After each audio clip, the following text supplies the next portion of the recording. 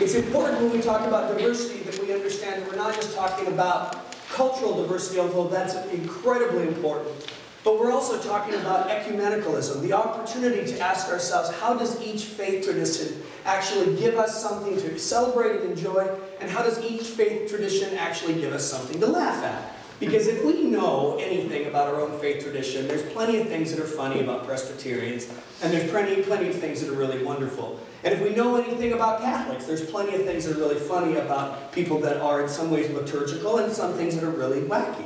And if we know anything about Pentecostals, Lord have mercy. There's a whole bunch of good, and there's a whole bunch of really funny things about us all. So, this is the other thing about what we're going to talk about. If you feel a certain amount of Presbyterian or whiteness about you, I will understand, and I will know that throughout the conversation that we're going to have, you're going to get quieter and quieter and quieter. And that doesn't mean that you don't agree. That means that you're being profoundly contemplative and you're paralyzed and you don't know what to say. So you say nothing at all because that's what you're supposed to say during sermons. But if you come from another tradition, a Pentecostal tradition, I would expect if you hear something that you agree with, you're going to let me know that it's okay and you're going to encourage me to continue to go in that direction. Amen. Does that make sense? That is also part of the So exactly. Well, let me tell you something. Martin Luther King said this. He said, any religion that claims to be concerned with the souls of men, but is not concerned with the slums that damn them, is a dry as dust religion. We all know this. And I think intuitively what brought us into some of these places is that we believe that so strongly, we want to give our lives to that. And that's truly the story of my wife and I, is that we love the city. And we love not just the city as a geographical location, but we love the sociological elements of the city. We love all that the city provides as far as diversity and difference, and the eclectic blend of people that gravitate to cities, and how cities become a magnifier of all things that are culture, and a magnet to all things. Cities draw things to themselves. Cities magnify culture. This is why 25 years ago, when I left the little town of Arlington, Washington, I only tell my closest friends that I lived there. When I left the town of Arlington, Washington, I watched as some young man drove a truck away from the little grocery store that I was buying a soda pop when I left. And he had a gun rack in the back of his truck, and he had a gun on that rack, and he was playing something like Black Sabbath or Blue Oyster Cult or Lynyrd Skynyrd as I moved out of that town 25, 30 years ago. And now when I go back to that town to visit my sister, that same gun rack and that same truck is parked in that same parking lot, but the difference is now the sounds of who is playing out of his stereo. Jay-Z. Maybe if he's really old school, he got a little Tupac in the stereo, right? I mean, all of a sudden we understand how the city and the city's images are really carving out what the world is. This is an interesting text for me, because this text says something amazing to these people in Jeremiah. It's an Old Testament text given by a prophet. And let me help you understand this text. This text says that somehow in the middle of the city's blessing, you'll experience blessing. In fact, the writer, Jeremiah, who probably spoke this, and it was written a few years later, in the middle of one of the most tragic times in the ancient Hebrews' history, he gives them crazy advice. He says, build houses, right? Marry. Let your children marry. Interracially, for God's sake. I mean, that's what he's saying here. Marry, build a community, build a family, stay there. All of these things imply permanence, stability. And then he says something even more profound. He says, pray for the city's welfare. This idea of corporate salvation that for many of us, from many traditions, have a really difficult time with. Because he's challenging the listener of this document, or the listener of his words at this time, to say, understand that somehow in the corporate salvation of this place, you will find your salvation. That's challenging for all of us. And just to give you an idea of what the context is, this isn't a group of people that went there as missionaries. This isn't a really good Peace Corps movement.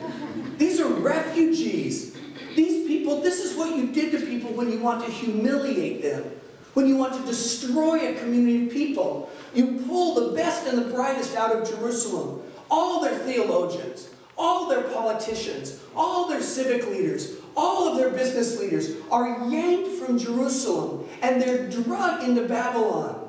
And if we want to know the context of this text, what we have to understand is Psalm 137. Psalm 137, literally, loosely translated by Ruthruff, says, by the rivers, right?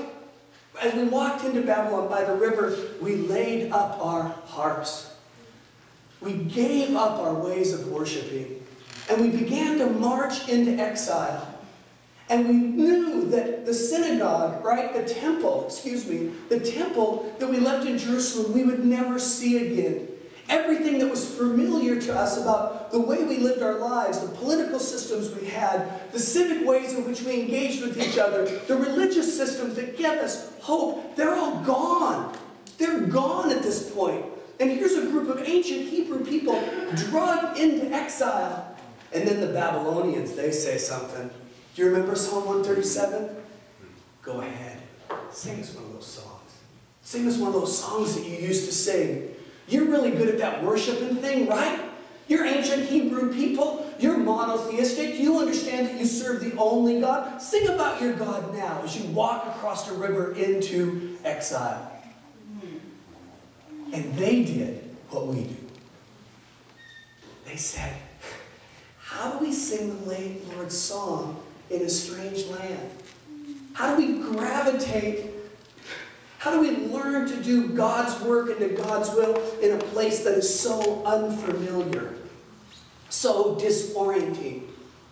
When all of our symbols of worship, what's familiar to us religiously, what's familiar to us culturally, all the systems that make us feel safe and secure, what happens when we drift into cities where they're all gone? Well, I would argue you might do what I do. Especially if we're privileged. I'm a 49-year-old white man. I am the epitome of everything privileged about our culture. And if I'm not careful, I can always gravitate to a place or to a thing or to an idea that is familiar to me.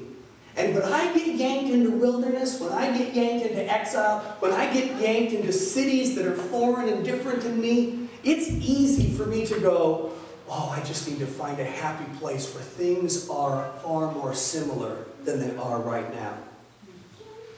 But the truth is, and this is what you need to realize, that it's in places of great disorientation, it's in places of great confusion, like cities where nobody knows our name, in wilderness where we don't know our way out, in exile when we feel like we're not connected with anything that is familiar to us. Those are the places where prophets grow up. Those are the places where mystics are literally born. But in order to do that, my challenge to all of you that are colleagues this year, and all of us that live this life that we call faith, we have to allow those places of disorientation, those places of difference, those places of unfamiliarity to become our teacher. We need to let the city and the world become our classroom and the city and our teacher. I want you to know that, years ago I moved into the Rainier Valley. And now I can tell you that I have friends like Glenn and Nikita. Glenn and Nikita are not only just friends of mine, but they've actually mentored and encouraged my own sons. You see how this is intergenerational? Glenn and Nikita were the ones that said, Ron, you need to come speak at our retreat. And how can you say no to people that have literally poured into your children? The city has become my teacher. The place where I live, 5115 South Othello. I live on the corner of Rainier and Othello, if anybody wants to stop by. I have a territorial view of Checkmark. Which I don't want to brag, but on a really pretty night when the sun sets, it reflects off the stoplight at Rainier and Othello into the lights of the Checkmark in this sort of kaleidoscope way that's actually pretty beautiful. That's where I live. And you know what? My sons are more a member of that community than I will ever be because they went to the public schools in that neighborhood. They